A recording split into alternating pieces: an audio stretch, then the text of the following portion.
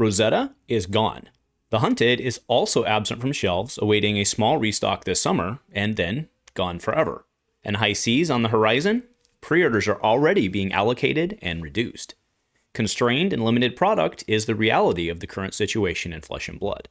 Today's guest is John Warden, better known to the Fab community as Fluke and Box, who is a single seller, LGS owner, and someone very in touch with the balance between demand, prices, and actually having enough product to play the game. A huge shout out to our channel members for supporting what we do here. If you want to get involved with the channel and the Dice Commando community, please consider joining as a channel member. Remember, these videos are only possible with your support. You can show that support with a like, a subscribe, and by leaving us a comment and sharing your feedback. Community first, and go Commando. Hey everyone, and welcome back to the channel. What promises to be an interesting chat here on Go Again. So today we're joined by Mr. John Warden, aka Fluke and Box, who's going to spend some time today talking quantity of the latest sets, availability of the latest sets, more importantly, and the impact of that to the wider community. So welcome, sir. Good evening for you. Good evening. How are we doing? Well, good morning, I should say. Yeah, exactly. I'm fantastic. It's 10:20 p.m. for me. I've had a very good day. 5:20 a.m. for me. So there we go. All right. Well, for folks who don't know who you are, which is probably very few across the community, let us know about yourself, where you're from, what's your shtick, and all that. So I'm John. I live in Australia, and I have a YouTube channel mainly for unboxing under the name Fluke and Box, and I have a single shop under the same name, flukeandbox.com. I'm mainly a shop owner and player now. I don't even call myself a collector anymore, but I'm very plugged in. I'm very passionate about Flesh and Blood, and I have a bit of insight from more than one perspective.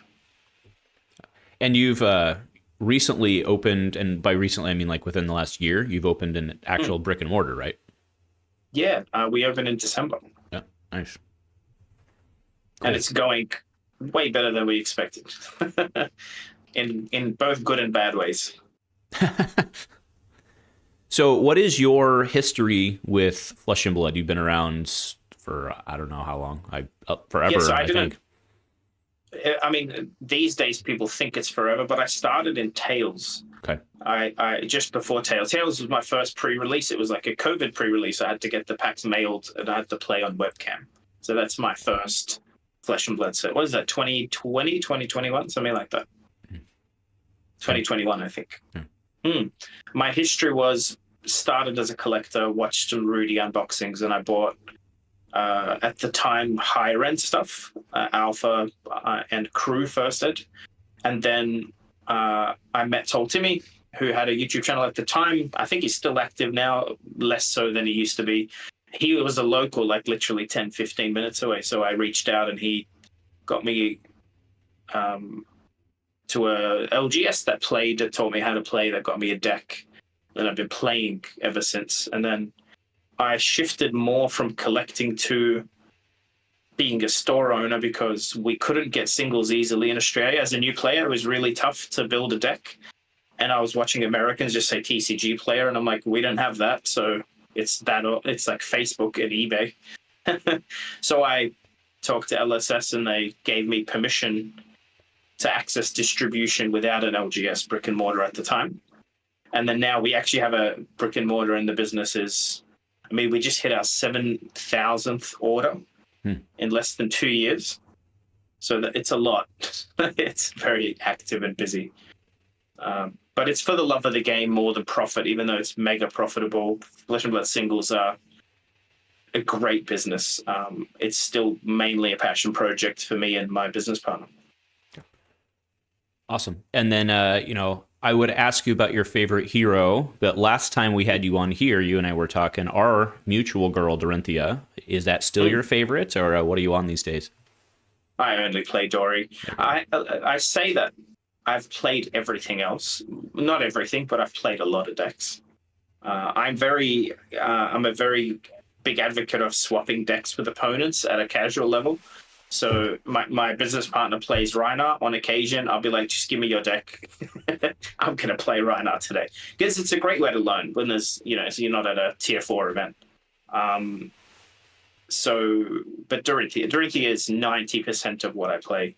Although I have this itch, and I think Project Blue, whatever it ends up being called, I might start playing the meta deck in that, because the cost of building a deck is obviously so much lower.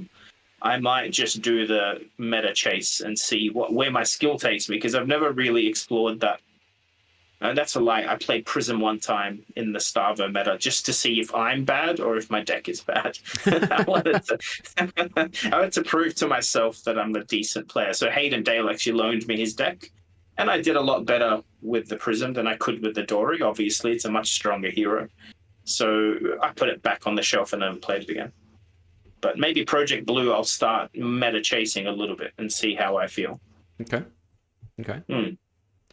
All right, well, this has been an interesting chat going forward because of your experience and your history with the game, right? So Rosetta and Hunted are just gone. And while it has been said that, we're waiting the restock for Hunted, James kind of warned that it wouldn't be a bunch, but it was coming. It's on the way, right? So the popularity of those sets is very clear, but Misfail is still around and was also popular and incredibly powerful. So there seems to be more to the empty shelves than just the popularity of the set.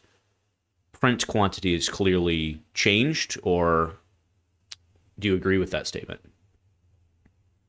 I think you can, and I'm just thinking of this now as you explain it. James has said on multiple occasions now they didn't expect Hunted to be hype. They use the word hype. Mm-hmm. I think you can deduce that means they didn't print it as much as maybe Mistfell, right? Like that's how I would interpret that.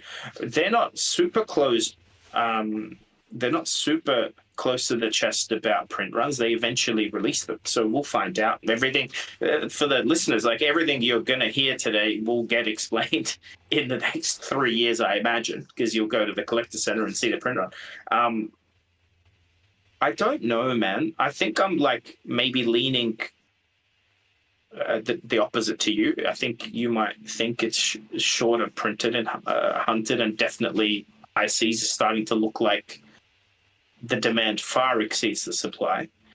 I'm on the side that, as a shop owner, this helps me see it. Because I think you can look at, and James mentioned this, TCG player, you see like sell-through rates and you can deduce some information, but like over 90% of all sealed stock for Flesh and Blood does not sell on TCG player, or he said 99%. So from a singles perspective, I see the peaks and troughs. I think the best person to maybe even shed light on that would be someone like Fabrary. His web traffic could be a good indicator of the health of the game at any given point. And I think it's just been... Mistveil had a lot of hype, so maybe they expected it and they printed a hell of a lot of it. But it could also be just geographical. I think that's High Seas issue right now, is I think the stock is heading to Taiwan and the US, and it's like there's a lot of it being held by distributors for all the nationals. That's what I think, because a lot of it doesn't make sense, what's happening with all the allocations being cut. Like, you and I talked, a week ago about having this chat. And then since then, people's allocations, some of them are 80% less. Like they're getting 20% of their order. They're getting 20% of their order. Okay, because the numbers I had heard, I think from you and from others, it was pretty consistent that the initial allocations were 30% down. So, if you ordered 100, you were getting 70 in that range. So I can shed some more light on that. Okay, yeah, please. I do know a store that ordered 1,000 boxes and is getting 200, right? So that's a bigger jump. But the issue is, guys, we're going to talk about this for however long, but I promise you, we don't know all the information. Maybe that store has a bad relationship. Right. Maybe they sold stuff at under MSRP. Maybe they don't pay their bills. And so, like, you have no idea, right? Like, people, it's not always clear cut. What I do know is everyone's allocations got cut. But my allocation for ICs now is exactly the same amount of boxes I got for Hunted. I increased my order by 30% and it basically got rejected. So you can also say the demand's higher for high Cs. Or people like me, let's call me a legal scalper. Like I order a lot to flip it, right? That's what I do. It's a store. Mm-hmm. I saw the profit in Hunted, and I'm like, hey, I'll put in another 300 boxes or whatever I ordered. Like it was, I think we lost 200 boxes. So we tried to order 650 and we got 450 allocated. But 450 is how much Hunted I ordered. So maybe all of this is smoke, and maybe the print run's exactly the same, but shops just wanted more because Hunted sold out so quick, Rosetta sold out so quick, that we're just wanting to make more money. Maybe that's all it is. Yeah. Or maybe it's a mixture.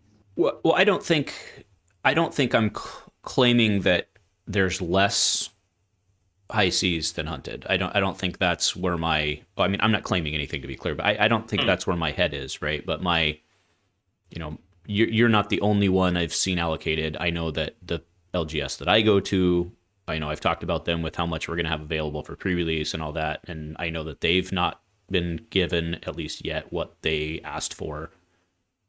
So this is not a unique problem. And again, I'm not claiming that there's less than there was Hunted, but there's certainly not more. I agree. Yeah. There's certainly not more, which is surprising to me, by the way. I feel like, remember, LSS gets the information quicker than we do because the distributor sells out quicker than the stores do, right? Mm-hmm. Like there's steps. So LSS should have had enough time if they wanted to order more. Whether they, and like if we wanted to put on our Alpha Investments hat for a second, he would say that this is healthy for a game because we've finally seeing fat boxes, finally, after 5 years, actually hit their recommended retail price, their list price, which they're supposed to sell for. So Flesh and Blood boxes in the US have commonly sold for 50 USD, not 80, for a long time, which makes it not a toxic asset for stores, but the stores that don't run organized play, but they sell boxes, do not see Flesh and Blood as a serious game because they can sell Pokemon at list price without blinking. They can sell Magic boxes, and then Fab comes along and it moves slower at a lower price. This is a good thing for that side of the economy of the game, is stores will look at Flesh and Blood and go, wait, I'm making my full 30-40% profit on this product line. I'm going to order it all the time. It's a good product to have. The flip side is Flesh and Blood is a complete player game economy. So if you don't get cards in players' hands and boxes in drafters' hands, then those people may just pick up and leave for the season, for a month, for Nats. Like, there's already whispers of discontent about, like, potentially people not getting the card list in time for practicing for that. So you got this, like, ecosystem that is all give and take, and it's levers, and it's hard to balance, I think, for LSS. I don't think they've misstepped before with this since, like, Monarch days. I think they kind of have had a handle on, well, Everfest would be the one where they printed Unlimited and then didn't release it. So they clearly expected something that didn't happen. But if my guess is correct, my gut feeling, there's plenty of high seas around. You're just not going to see it on release. So I'm heading to Taiwan. You know, every judge there is going to get a case of product. We're all getting to play sealed. So there's actually physically going to be thousands of boxes opened early there, and a lot of international people. A lot of vendors like me will stock up in a big way in Taiwan because we'll be buying everything. From there, you get the pre-release, which again, they've changed the rules for, remember? Now you can sell singles and boxes through pre-release. So I think everything will be okay. And I do think maybe there's some stock being held back because it's also the Nationals draft product. So they can't, it's like a double-headed issue. It's an issue for me as a store. If I don't get enough stock, I can't even run drafts. But then you have the issue of we can't turn up to Nats and the distributor or the tournament organizer doesn't have draft stock either. But I think everything's going to be fine. I think this is obviously well calculated. We're feeling a bit of a pinch, but from what I understand, no shop has gotten zero. You're right. The average seems to be 30% less. In my case, it was that 30% more that I ordered that I'm not getting. So I'll be fine. I just don't get to sell more. Sure. Yeah, and I think one of the things that's with Hunted again, we've been told that there's an additional wave on the way, which, is good. I think one of the fears around High Seas is because of the gold packs. And obviously, the gold packs, what has existed and what was, I'll use the term printed for gold packs. I know that there was signs and stuff like that, right? But, those gold packs, there's a run of that. So that kind of constrains the set, right? In terms of quantity, right? In terms of expanding it in the future, I mean, right? Like they can't, in theory, for any of these sets, they could go back to the printers and print more, in theory, right? But I know they wouldn't, but in theory, they could go back and print more Hunted if they wanted to, right? But with the gold packs portion, the next wave would not be the same because the gold packs wouldn't be the same. Does that make sense at all? Am I saying that correctly? 100%. So they've also, because of the gold, if you look at the gold pack product sheet, it says 1 in 1,000 packs or something along those lines, which actually help. I think if you reverse engineer that number, you come to the conclusion that they're making exactly 160,000 booster boxes, but that's another conversation. That's my guess. It's 169,000 booster boxes. I think, and this is a guess, I promise you it's a guess. I think when LSS say that there's another wave coming, don't assume that's a new wave. Oh, no, it's coming from a warehouse, for sure. Yeah. No. I'm saying I don't think the 160, whatever the ceiling is, if they ordered 160,000 boxes from a printer, I don't believe they get 160,000 boxes immediately. I think they get 30,000 quickly. Well, first of all, I know this for a fact. They get a test run sent so they can test it, QA test it, right? But then I don't think it all gets printed instantly as one chunk. I think they order it, but it might take 3 months for the full run to finish, or a month, let's say. But that means the very first 50,000 boxes have now been sent. Most of it right now would be in Taiwan and in the US for Nats the week after release, right? That's where I imagine most of the pallets are going. But I don't think they just add 20,000 boxes to the run, because that's very expensive to do. It's all economies of scale. You don't want to order 1,000 boxes from a printer. The cost is probably 100 times more than it is per box if you just print 160,000 at once. Because I think once those printing presses are going and the sort of factory line is functional and calibrated, and because Flesh and Blood's probably printed in the same printing factory as a Pokemon or a Magic set or Weiss or whatever else they print there, and it's all calibrations, and it's they do it and they want to move on to something else. I don't think, even when James says there's another Hunted wave coming, it may not be a fresh additional on top print run, an order 2. It might just be, we know for a fact they got Alpha sitting in their warehouse, and they're running this last event in Auckland with their Alpha and Arcane First Rising stock, so they clearly have some holdings. It might just be that it's the tail end of the print run gets sent to New Zealand, let's say, and then that stock is going to get rerouted when it's finished. But I don't know. I'm speculating. I just don't think the print run is increasing when they say there's another wave. I think we're going to reallocate stock.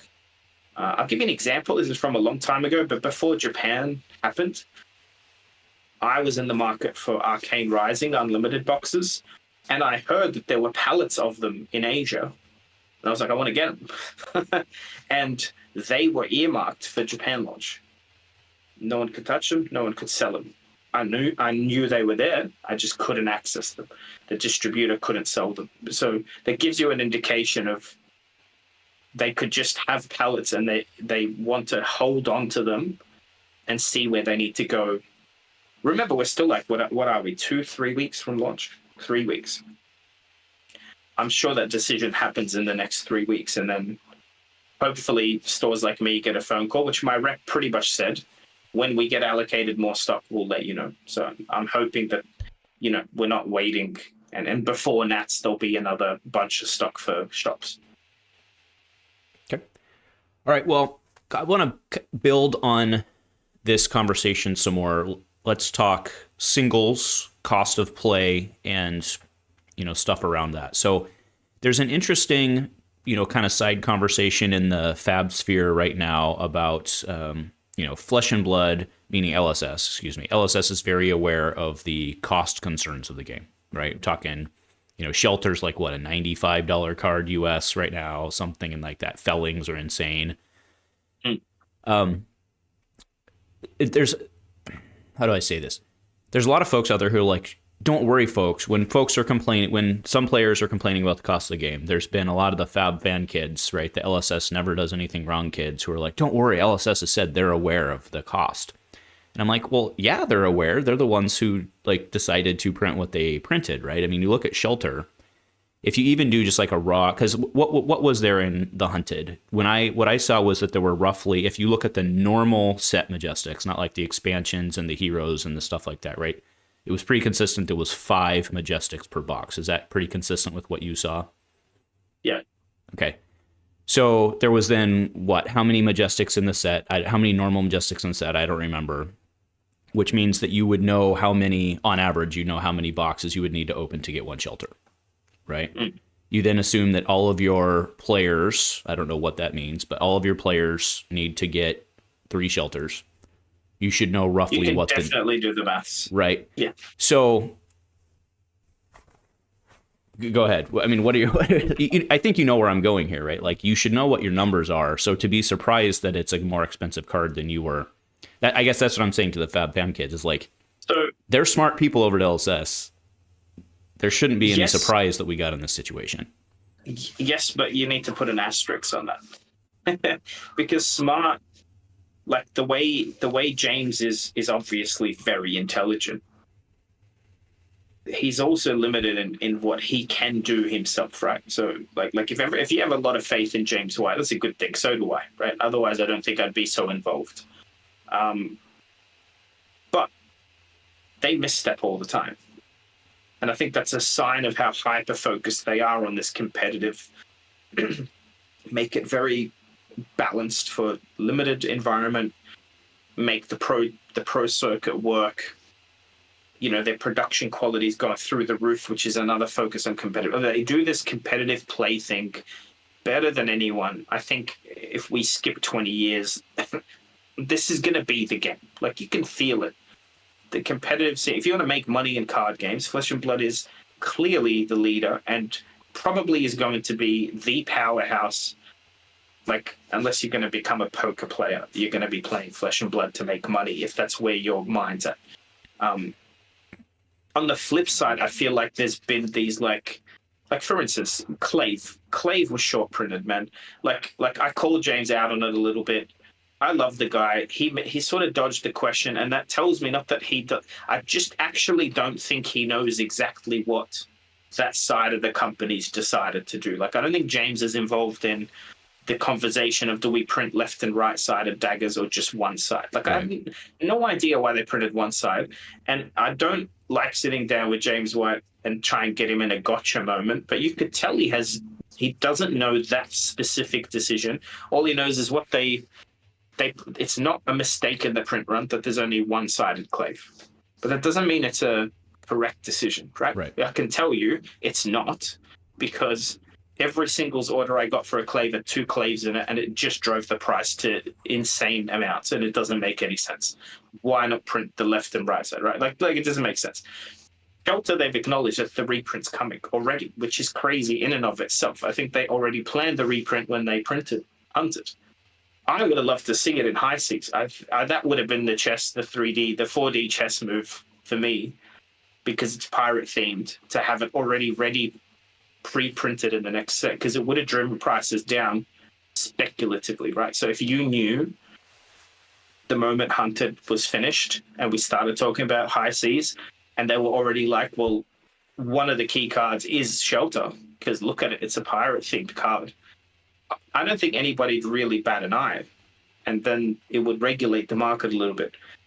Funnily enough, I didn't even own Shelters myself, not because they're so expensive. Like, I run a shop, and I've got a waiting list of like 800 people that would love a set of Shelters. So like, there's not enough to go around, right?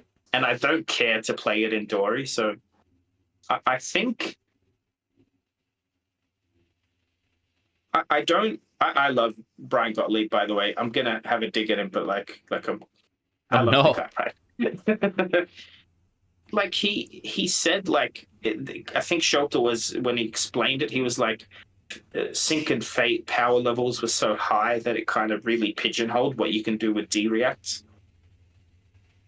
I get that, man. Like I do, but why print one that's better? Like why? Like creatively, I see the creative outlet. They came up with a very cool, slight power creep to Sync and Fate. I get it, but why? Do you see what I'm trying to say? Like, why? Why? I don't think there was a gap for a zero cost for block card. Yeah. Like, I don't. I Like, think. so. Yeah. I think the card actually makes quite a bit of sense within the like if they're like we think daggers and flicking might be a problem. I think the card makes a lot of sense. Now, did it need to go on a 0/4 D react, especially a Majestic one? Completely different discussion, but I think the card itself makes sense. I hear what you're saying though about the 0/4. So carry on. It could have been a rare that blocks 3. That's Calming Breeze. I think Calming Breeze blocks 0. Yeah, But I think it's an next 3. instant, right? Yeah, but whatever. Yeah. Yeah, but that's so is Shelter, right? That's the one function of Shelter is that it's an instant that. So I don't know, man. I'm also, you and I are not testers, right? Like in a testing environment, maybe this question's answered and we look dumb to them, right? Like maybe it's like the other way around is like we could speculate that it's better to have done something else. But the issue with card games, and this is like my one gripe with LSS is it's a slow moving thing. It's not a PC like online service, software service kind of game that you can just patch problems away. So I think that there's a glaring problems that they have to deal with to the best of their ability is when they print a card that to me feels like a power creep on the existing, and then it influences the market, which yes does influence new players. I've got my new store has maybe 10 brand new players. None of them have fully spec'd out decks, and it's hard. It used to be you just had to convince them to buy a Tunic. Now it's like Tunic, Command and Conquers, Shelters, plus like, oh shit, you like Aurora? Well, you and I need to sit and chat because, like, I'm not negative on LSS, but I'm also not an apologist. Like, I do not always agree with these mega decisions that influence the community that you could have just erred on the side of caution because you're printing a physical game. And this is one of them. So Shelter doesn't need to exist. It exists now, it's fine, whatever, right? But I would argue that cards like this are a net negative. Let me explain this to you in another way so you understand how strongly my opinion is. I make a shitload of money off Shelter at the store. I sold so many box breaks. In one day of box breaks, we sold $10,000 worth of boxes in one stream because people are gambling to hit on Hunted. Mm-hmm. So I'm still telling you I don't like it, even though financially I love it. Financially, it's been a great success for the shop, like mega success because of Shelter.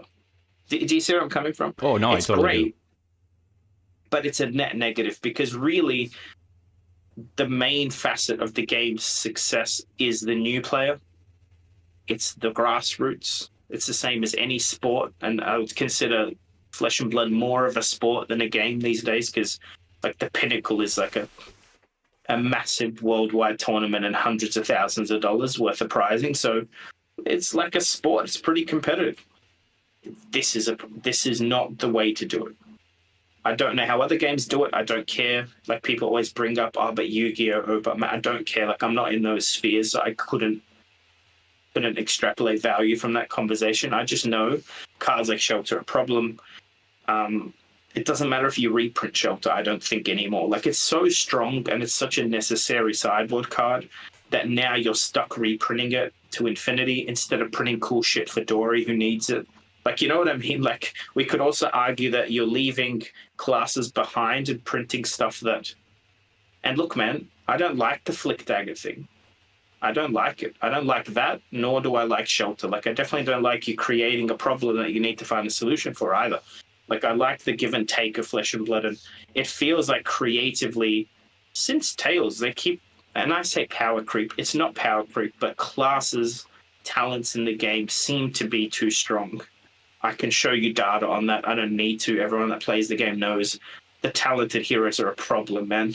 And it's still a design finesse struggle that they have to fix, right? In the limited environment, it seems less of a problem, and I think that's where most of their effort goes. But in constructed, I don't want to sit with a new player and explain why their deck costs $900. Mm-hmm. And it's like, and I'm on the side that, yeah, look, those cards will hold value. You're not losing your money, but it's still a barrier of entry. And yeah, look, on a positive, I'm excited for Code Blue for this reason. Like, no Majestics, no Legendaries. I'm going to force feed that to my locals. Be like, no, this is how we play, because this is, everyone's on the same playing field, but you can still be creative. And you want to play CC, we will when the big tournaments are coming up, but yeah, I by the way, I don't have like a big finale for this. It's just I think it's a net negative. I think Shelter's a net negative all around, even though I'm sitting on piles of money from it. Like, if that makes sense. Yeah. No, that's fine. And I think, we don't need to approach a big finale here anytime soon, but I guess that was kind of what I wanted to talk to you about. Is I actually appreciate the fact that you're approaching it from hey, I'm making a shit ton of money on this, but I still think it's a problem. So with high seas being roughly the same number, I mean, we kind of agreed on that earlier. It looks like there might be rough seas ahead for the short term. Do you agree with that? Or maybe your Project Blue Point, maybe that's the shining blue light at the end of the tunnel. What's going on here? So Project Blue does sort of start after. I think the announcement fully comes in at Philly. I think that's when Project Blue hopefully has a different name. I'm sure it will. I think like this is maybe if you're listening and you're like a new player or existing player looking for a new hero, the high seas will probably have the other issue, which is more the Mistveil issue, where it's a new talent, although it's not a talent, but like Pirate is new, and it's got Pirate and Necromancer. Like, don't buy into the hype, because one or two things is going to happen. One is, and by the way, if you got the money to buy into the hype, please, like, support the game. This is the game I love. Go spend your money on singles, flukeandbox.com. Great, right? But if this conversation is like more of a you don't have the finances to keep up with this, Pirates and Necromancer is going to be a hype thing. And the issue is, it's projected, and everyone that keeps talking about it seems to think that the power level is pretty high. I haven't actually looked at the spoilers. I think there's been a couple of mini allies spoiled in the last hour or so. Mm-hmm. Yeah, my Discord's starting to get red dots, so I'm assuming I haven't looked at them yet. I think we make best posted one, and I haven't looped back to look at it yet. My point is, it's going to be new stuff. People are going to go wild. They're going to spend $400 on the adult Marvel Gravy Bones, and you don't need to. So I'll explain what I'm trying to say. If you're not a super competitive player, if you go hard on Gravy Bones and he turns out to be mega powerful, then he'll also LL too fast. And there goes like your joy anyway. And if he's not very strong, then the prices will come down, and just buy into it later. But that's part of the issue with everything we're talking about, is the LL system itself, where you like if you're going to spend a lot of money on cards, you also don't want them to LL within a year, just so you can at least get your enjoyment out of it. And that thing with high seas will be quite drastic, because it's like new talent and new class, which we haven't had a new class in a long time. So there's a lot of people very amped to be the Necromancer person, you know? Mm-hmm. So just don't buy into the hype, or do, but just be wary that this game has the ability to take the Necromancer and in 6 months the cards aren't legal to play. Will you be okay if that happens? If you are, great. Please bling out your deck. Buy everything Marvel. Go nuts. But if you're not, give the set a couple of months to chill. And usually the timing is like the next set gets announced. That's usually, I think the rumor is it's a Light Shadow set. So the second there's a new set announcement, and we see it in the orders, like we're getting a lot of orders for like 3 of every Hunted Majestic now, because no one's really focused on the Hunted set. So people are building out their playsets of it now. And I think they're the savvy hobbyists that aren't trying to win the Pro Tour. You know, they're armory players. And they can chill and play Syndra a couple of months after she comes out. But yeah, that's what's going to make High Seas rough, is maybe not like a Shelter of the Storm level card, but just the fact that it's new hero, new class is nuts. And people chasing the gold packs too, right? I mean, that's which I guess in theory, if they only that's probably not a true statement, because if they only care about the gold packs, in theory, singles prices would be lower, right? So yeah, I was going to say, like, what this could affect is if you're a hobbyist and you don't care, you sell the gold pack. And there's a chance that gold packs early on will sell for a significant percentage of the box price. You know, you might even look at half. My expectation is like 20 to 30% of the box will be the gold pack. So if you had to value it at something, like 20 to 30 USD early on. But there's a chance, like if everything in it's gas, they'll creep up to 50. Like imagine paying $50 for a box topper effectively. But it's, yeah, it's, by the way, that's a very cool thing, because anyone on a budget playing the game, their investment into a case of Fab just got really good. Just let go of the gold packs. Like, sell them to a friend who promises to open them in front of you so you can have the joy of seeing it. If you want to do that vicariously, we're going to open 300 of them on day one, like just gold packs. So if you want to get the experience of them, just watch streams and stuff. Don't burn your own money to do it. But yeah, it might drive singles prices down. You're right, because the collectability is all like specifically focused outside of the booster box, not in the booster box. So that could be a catalyst for cheaper singles. But I don't plan to price the singles any cheaper than we do on pre-orders for that reason. But there's a world where that happens. Yeah. Yeah. We will have to. I suspect that I suspect that coming off of the Hunted and folks feeling like there's a product constraint, I feel like things will sell pretty aggressively. But which is unfortunate if it's not true. Right. Like, it's unfortunate if everyone gets their 30% 2 weeks after, you know, because then you might have overpaid. But then the flip side is single sellers like me will be stuck with a bunch of stock that doesn't sell, or it doesn't sell for as much. You mean overpaid on the singles, you mean?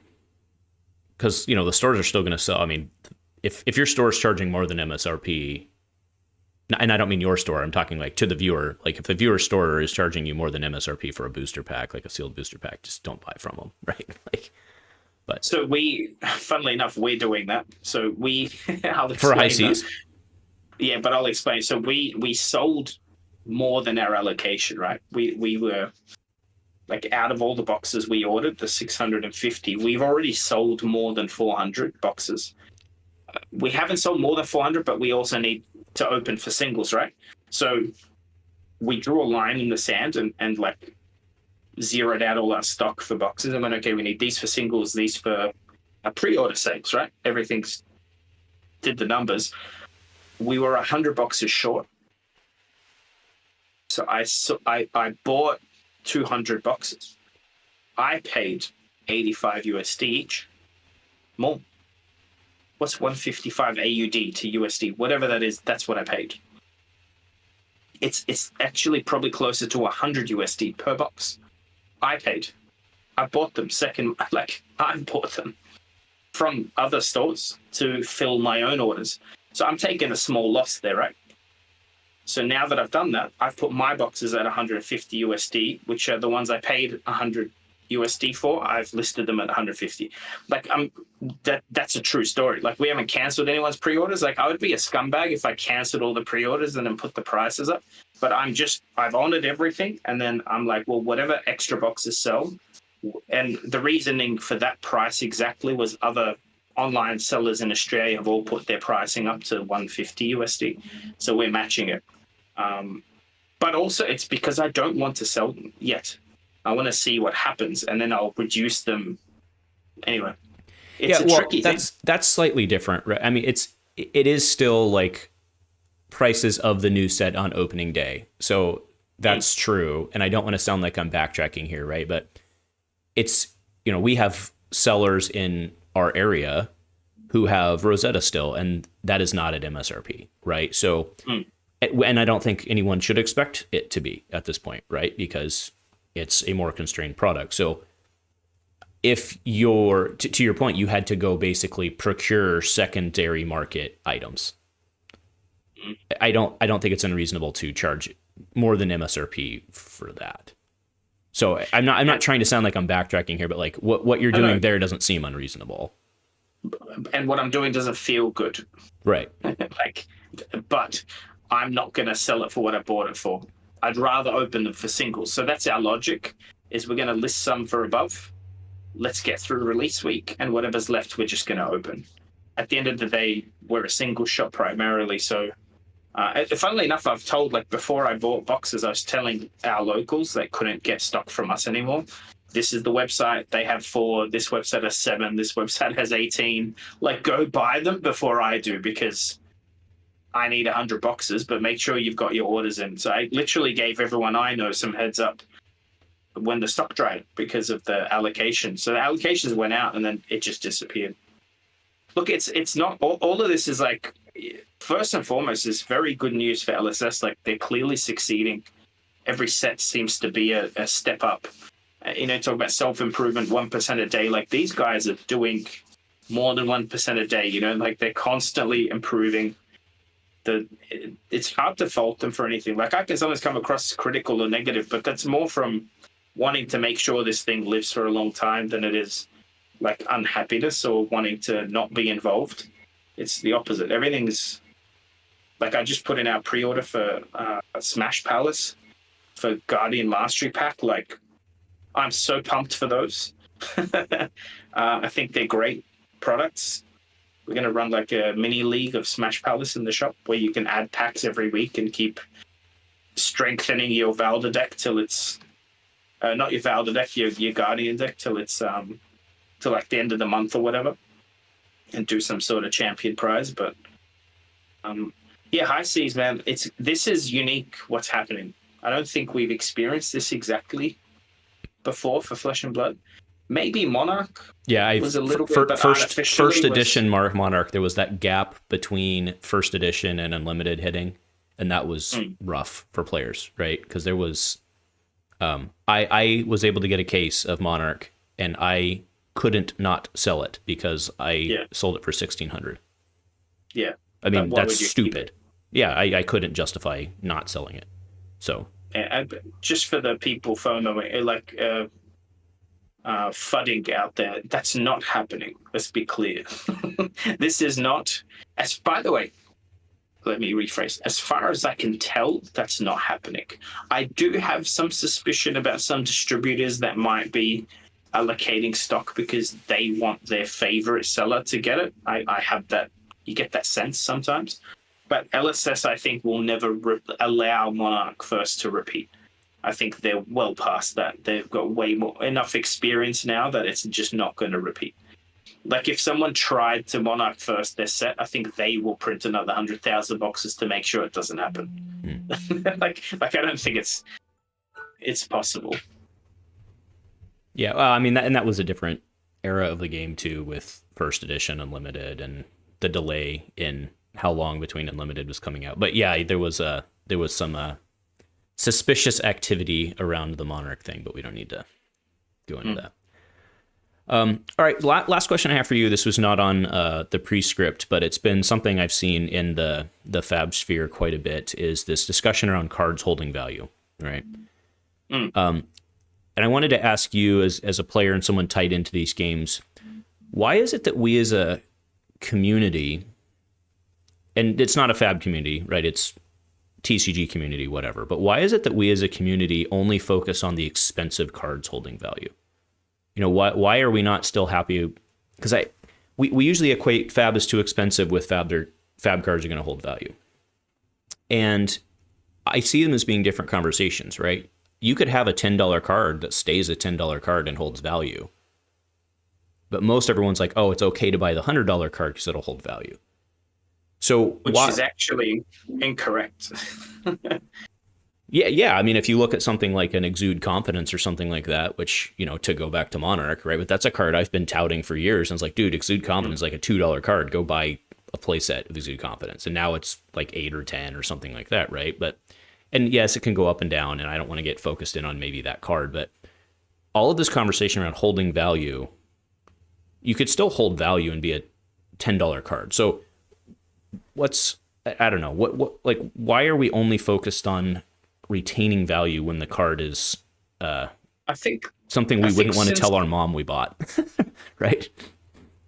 There's a few comments. I'll try and like rattle them off quick, but one is, I think when you have a hobby, you should let go of that, right? I know we all collect, but if you can't open a booster box and assume that your $80 is evaporated and now you're deriving pleasure from it, you got to check yourself and your pleasure receptors and go like, why do I have to keep attaching a value? Like when I buy a game on Steam, and I, you know, I can afford a game on Steam, but I generally look at it and go, okay, it's $100. Am I going to play this more than a week? And if I'm not, I don't want to spend $100. But like if you've been playing Flesh and Blood for 5 years, like, do you really care like what a box cost you 5 years ago, or is it worth, like, are you happy to spend money to enjoy yourself? Right.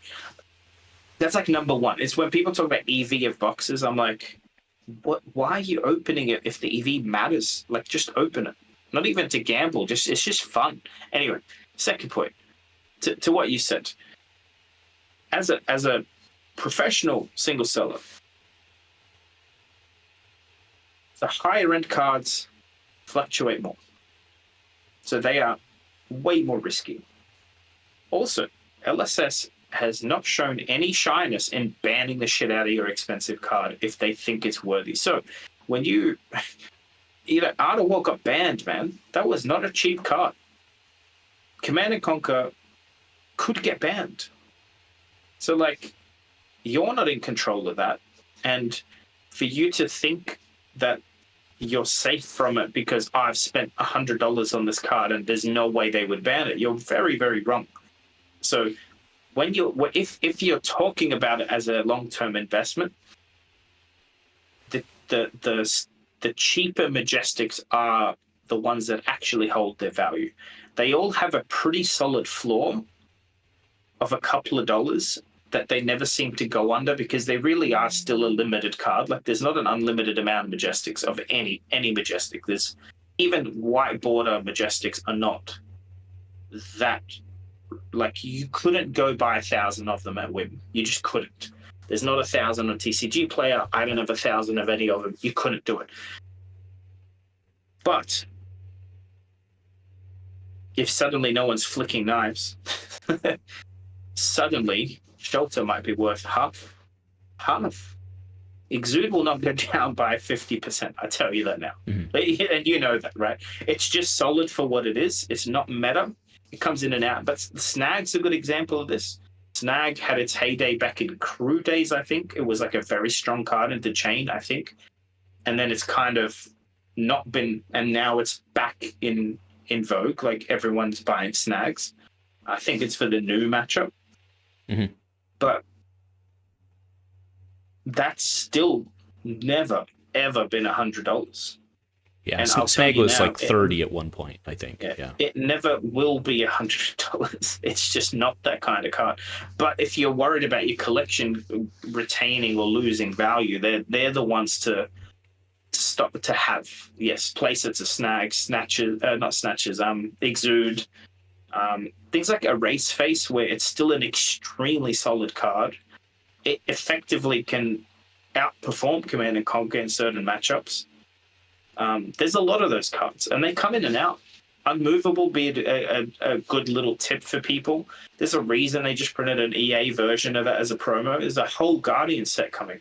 You know what we all had to run in our decks when Guardian was ruling the meta? Unmovables. That card is not a Majestic, but it has every chance to be a $10. Is it a common or rare? I can't remember, but it could reach $5-10. Yeah, unmovable's a common. Yeah. Yeah, but it's there's plenty of those in the bin from draft chaff. People don't keep them either. So, I mean, I couldn't make you a list, but any Majestic with the word generic on it is a solid investment. That's the simple way. Yes, some of them are trash. I know. Some of them you look at them and go like, who's ever going to play Fog Down?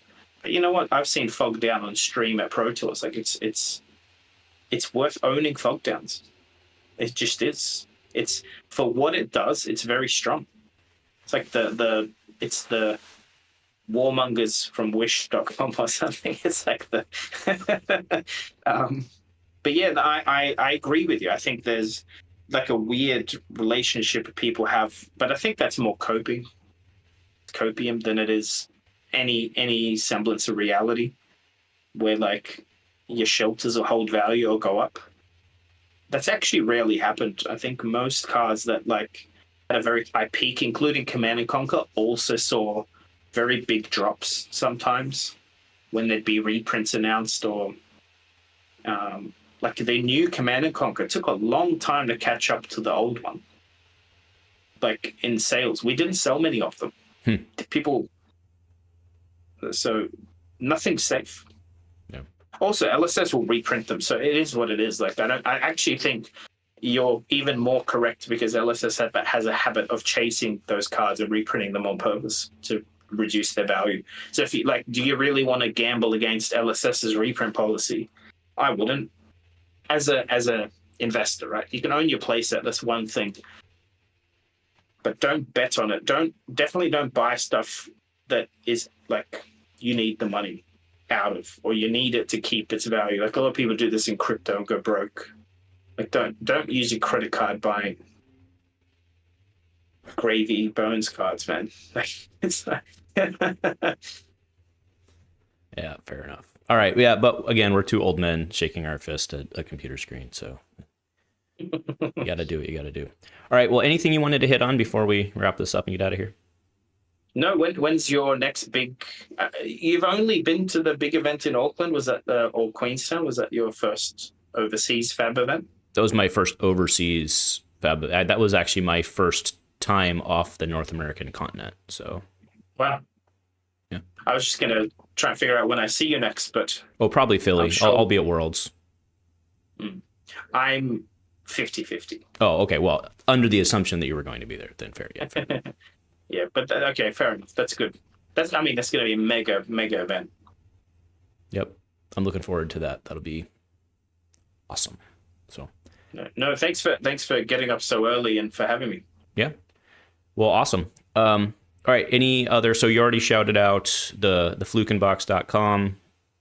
What next time I'm in the Sydney area? Where do I go to find your LGS, your brick and mortar? We're on Google Maps. We're about an hour from the CBD in Sydney. We're in a smaller town, like a country town. Okay, fair enough. I'll fight a kangaroo on the way or something like that. I don't know that. All right. Look, if I don't know why I said anyone that. Listening, if anyone listening comes to Sydney, I'll pick you up and drive you up to the Armory. It's not a problem. Like, there's not going to be that many of you that I can't get you from the airport, and we'll drive up. It's fine. Sounds good, man. All right. Well, thanks for staying up late. I'll make sure you can get to bed or go play your Steam games or whatever you need to do. Thank you again for this. And then you know how we end this, right? You got to say it with me, buddy. Go Commando. Go Commando.